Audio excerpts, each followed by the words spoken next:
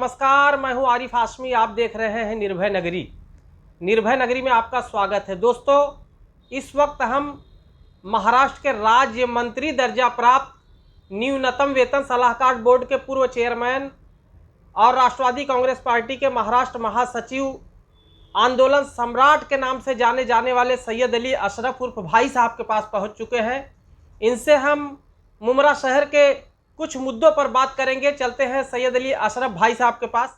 भाई साहब, वैसे तो शहर के कई मसाइल पर मैं आपसे बात करने के लिए आया हूँ, मगर मेरे मन में एक सवाल जागा है कि पिछले 25 सालों से मैं आपको जानता हूँ, व्यक्तिगत रूप से जानता हूँ, और ये भी जानता हूँ कि इस शहर के आप आंदोलन सम्राट रहे हैं और आपने जिस मुद्दे को छेड़ा है, जिस मुद्दे को लेकर कभी भी आपने आंदोलन या कोई मुहिम छेड़ा है, तो उसमें आपको कामयाबी ज़रूर मिली है। चाहे वो पुलिस प्रशासन के खिलाफ आपने आंदोलन किया हो, बाकी म्युनिसिपल कॉरपोरेशन या महाराष्ट्र के मुद्दे हो, चाहे शहरी मुद्दे हो, किसी भी मुद्दे को लेकर अगर आप आंदोलन पे बैठे हैं तो आपको उसमें सफलता ज़रूर प्राप्त हुई है। अब मैं देख रहा हूं कि आपका जो है आंदोलन से मुंह जो है मुड़ता जा रहा है। आप आंदोलन में कोई इंटरेस्ट नहीं लेते हैं, आप आंदोलन नहीं करते हैं, जबकि शहर के लोग चाहते हैं कि सैयद अली भाई अगर कोई आंदोलन करे। बहुत सारे मुद्दे हैं जिस पर आंदोलन की ज़रूरत है। मुमरा शहर जो है आंदोलन वक्त की ज़रूरत बन चुकी है। कई ऐसे मसाइल हैं भाई साहब जो जनता आपसे उम्मीद रखती है और आप आंदोलन नहीं कर रहे हैं। क्यों नहीं कर रहे हैं? आपको मुमरा शहर के जिम्मेदारों ने क्यों आंदोलन सम्राट का खिताब से नवाजा? इस पर आप रोशनी डालिए। देखिए, ऐसा है हाशमी भाई कि मैं आंदोलन करता था, इसमें कोई शक नहीं। आंदोलन आगे करूँगा ये भी है, लेकिन अभी क्या है कि काफ़ी लोग, हमारी बड़ी पार्टी है, पार्टी के अंदर बड़े बड़े लोग हैं। मैं महाराष्ट्र उस पे चला गया, प्रदेश पे, तो मैं चाहता हूँ कि ज़्यादातर हमारे जो साथ के साथी उनको स्पेस दिया जाए। नगर सेवक हुए, हमारे पदाधिकारी हुए, हमारे कलीग जो साथ में रहने वाले हैं, उनको मौका दिया जाए कि वो करें, करके जनता को 100% दें।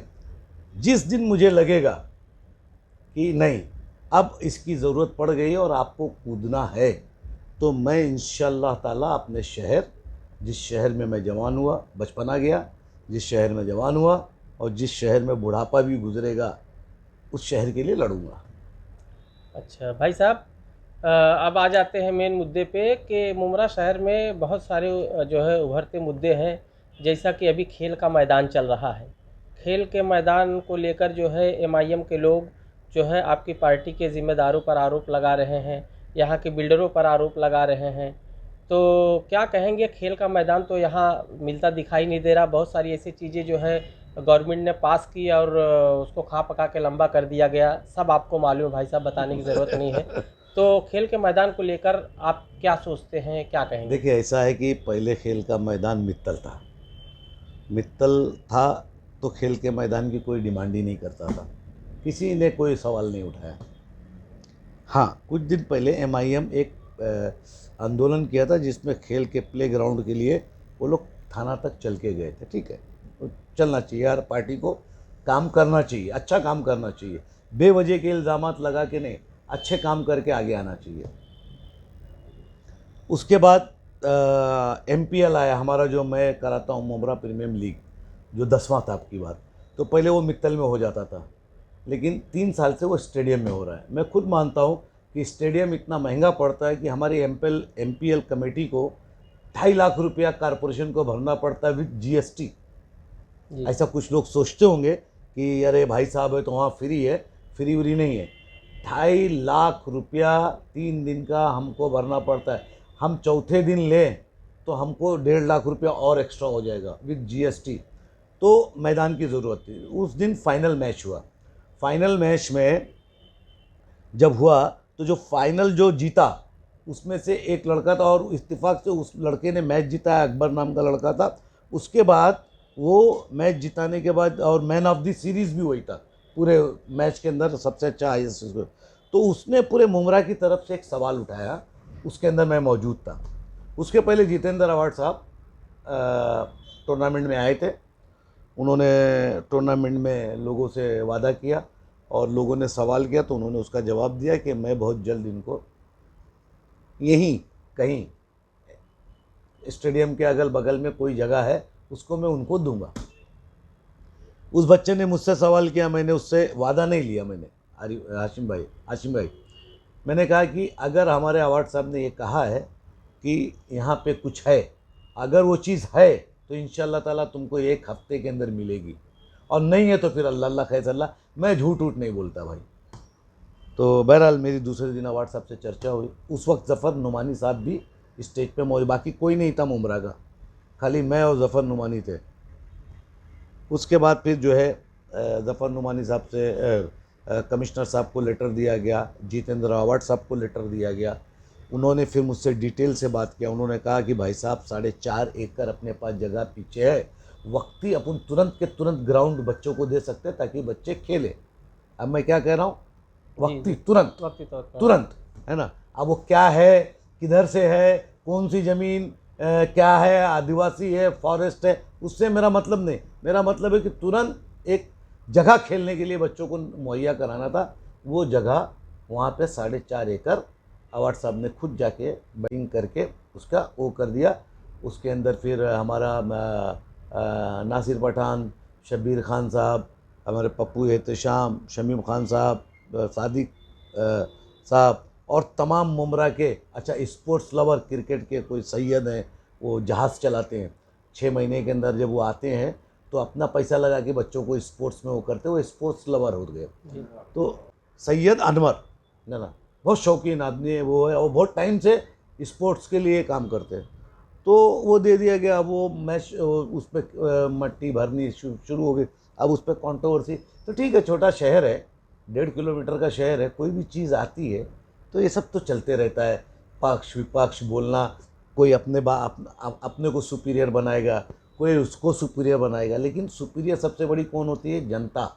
अब जनता जिसको चाहे उसको सुपीरियर बनाए, उसके अंदर तो हम बात रख देंगे, उनको पसंद आएगी तो ठीक है। नहीं, उनका ये आरोप है कि आपकी पार्टी के कुछ बिल्डर हैं जो गिद्ध दृष्टि रखे हुए हैं। उस जो खेल का मैदान पास हुआ है मुमरा शहर के लिए, उस पर जो है वो उनकी पैनी नज़र है कि वो जो है हथियाने के चक्कर पड़े हुए हैं। देखिए, मैं बार बार बोलता हूँ कि मुमरा के लोगों को कोर्ट जाना सीखना चाहिए। मैंने हर इश्यू पे कहा है। जायसवाल, संजीव जायसवाल ने पूरे मुमरा को तोड़ा था, तब भी मैंने कहा था कि हम लोग कोर्ट जाना चाहिए। डॉक्टर मस्के कोर्ट जाता है, उसको दुकानें मिल जाती है, और मुमरा के लोगों की टूटी हुई दुकानें लगभग अब मिल गई है। अभी भी कुछ 10, 20 या 25 दुकानें बची है। कितना साल हो गया?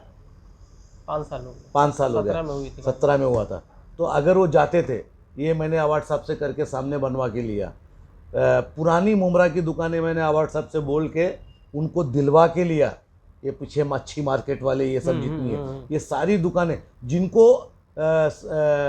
चंद्रशेखर के टाइम पे भी दुकानें नहीं मिली थी, मैंने उनको भी पुराने लोगों को दुकान दिलवा के लिया ना अवार्ड साहब के पीरियड में। तो देखिए, अब ऐसा है कि आरोप प्रत्यारोप तो लगते रहेंगे, लेकिन हमारे लोगों को कोर्ट में जाना सीखना चाहिए। अगर हमारे पास मैदान है और आप बता रहे हो कि बिल्डर ने खा लिया है या सईद अली अशरफ ने खा लिया है, कोर्ट खुली है, पिटीशन दायर करो।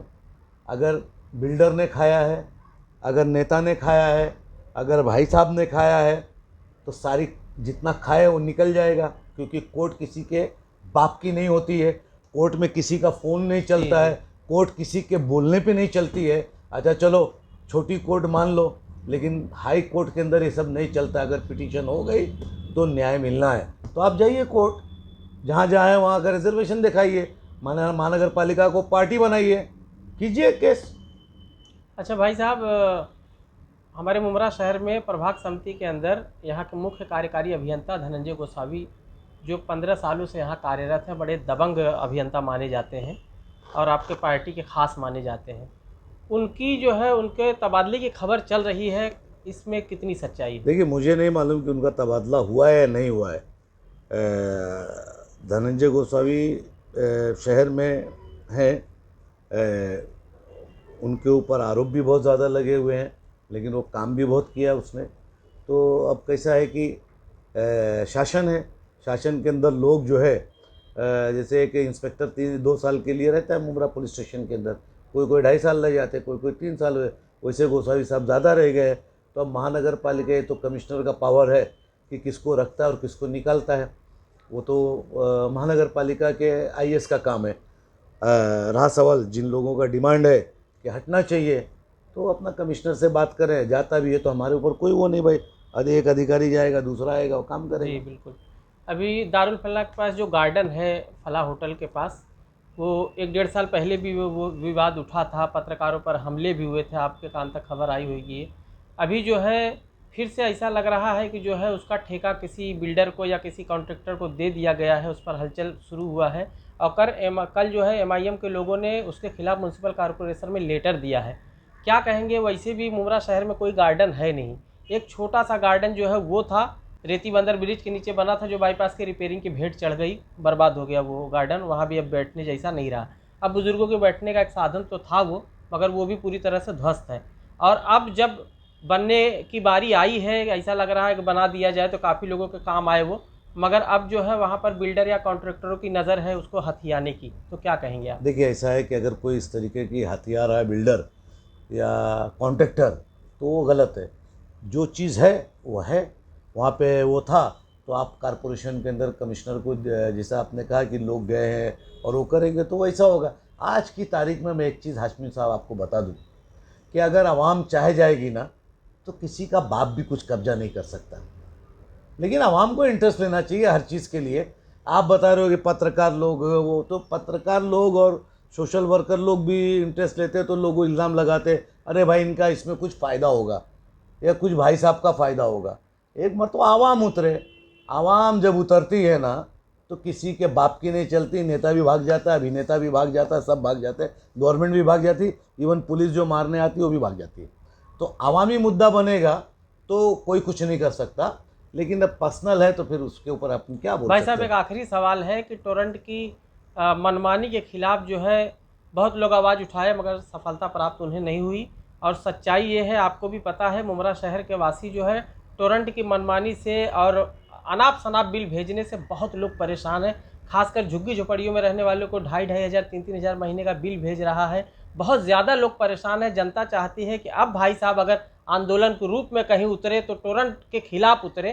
क्या कहेंगे इस पर आप? देखिए मैंने बार बार कहा, हाशिम में बहुत अच्छा क्वेश्चन किया आपने। जब टोरेंट आई थी तब मैं उसके विरोध में था, मैं आज कल भी था, आज भी हूँ और हमेशा रहूँगा।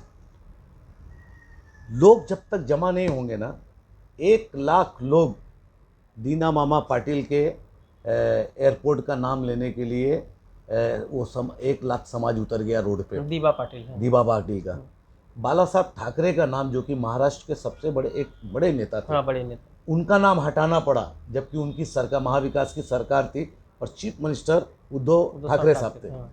तो उनको पीछे लेना पड़ा सर। 1 लाख लोग उतरे, सारे पुलिस केस कर कर के थक गई मेरा। तो अगर जब ये इतना बड़ा मुद्दा है शहर का और इतनी तकलीफ़ें थी, मैंने बार बार कहा, तो एक बड़ा आंदोलन होना चाहिए। लेकिन आंदोलन कैसे होना चाहिए? सईद अली अशरफ करे, आप करो, ये करें, नहीं, ये सार्वजनिक आंदोलन होना चाहिए, ये किसी पार्टी का आंदोलन नहीं दिखना चाहिए।